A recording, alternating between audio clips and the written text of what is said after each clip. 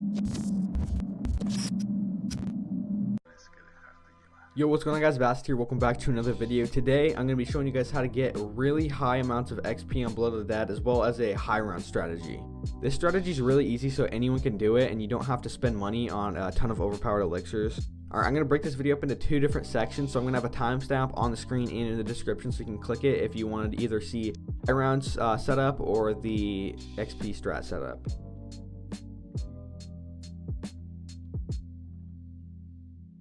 Starting off with the XP strat, we're going to want Stone Cold Stronghold. This is going to be really helpful because it's going to be giving us armor, because we are going to be camping for this strategy. So as long as we stay in our little ring, we'll be getting armor, so we won't be able to take as much damage when zombies are coming through.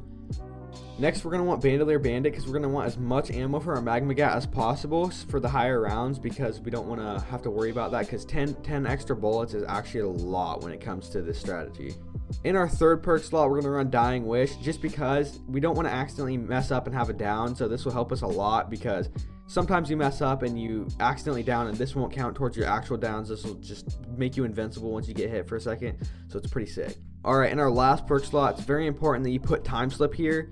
You want it to be in your modifier perk slot so that you can make sure that it's recharging your specialist weapon and your equipment way faster. This makes it a lot easier for the high rounds. Say you do run out of ammo, that you can recharge your equipment and your specialist weapon faster, so that you have actually something to kill with. For your starting weapon, it really doesn't matter what you run. You want for your equipment though to make sure you run Wraithfire. If you don't have it unlocked and you're going through prestiges, make sure you spend a prestige unlock token on this once you do prestige next time. For your specialist weapon, you're going to want to run Overkill. This thing's OP as hell when you're camping, because you have pretty much a death machine like every, I'd say 30 to 35 seconds when you're using this strategy. It's pretty overpowered, and you later on, once you get to level 2, it shoots grenade launchers, and then it turns into a nuke once you hit level 3. It's OP for this strat. Lastly, for our Gobblegums, it really doesn't matter what you run as long as you run Burned Out and Temporal Gift. We're going to be camping by the ICR, so it's going to be nice on the higher rounds that we can just buy an ICR off the wall, and once we get the insta-kill, just pop Temporal Gift and just have about 35 seconds to a minute of just free kills. Burned Out isn't very necessary, so if you want to run something else instead of Burned Out, that's completely fine. The only reason I ran it was because it's a free elixir, so I don't have to waste one of my good ones, and it's kind of nice when you do get hit in the later rounds. It blows up all the zombies or turns them into fire or whatever. It's okay, you don't have to run it though.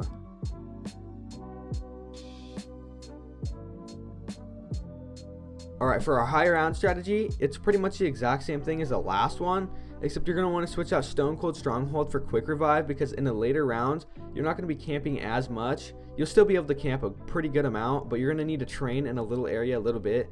So having Quick Revive to regain your health back a little bit faster is pretty nice.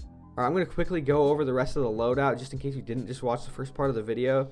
For the other 3 perks, you're going to want to run Bandolier Bandit, Dying Wish, and Time Slip in your modifier slot.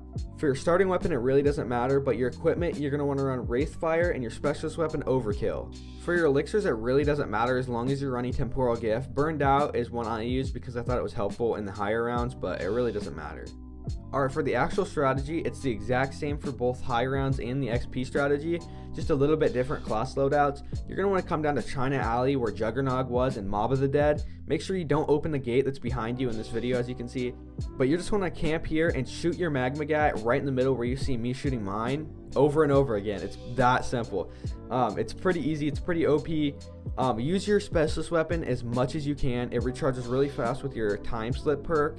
Make sure you have all 4 perks, or else your Time Slip will not be actually doing its modifier effect. And you really need it to be doing the modifier effect if you want the strategy to work the best way possible, because you need that specialist weapon as well as your equipment as much as possible.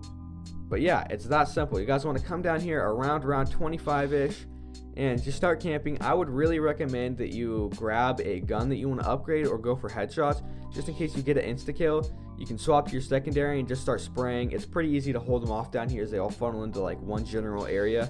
But yeah, if you do run out of ammo in your Magma Gat, don't worry, you can train around for like a few seconds and you'll either get a Wraithfire back, or you can train for like 45-ish seconds to a minute and you will get your specialist weapon. It's pretty overpowered. You pretty much have unlimited amounts of ammo here, even if you do run out of ammo in your Magma Gat. And even if you do, a Warden comes every few rounds, and you have dog rounds on this map, so you don't have to worry at all about ammo.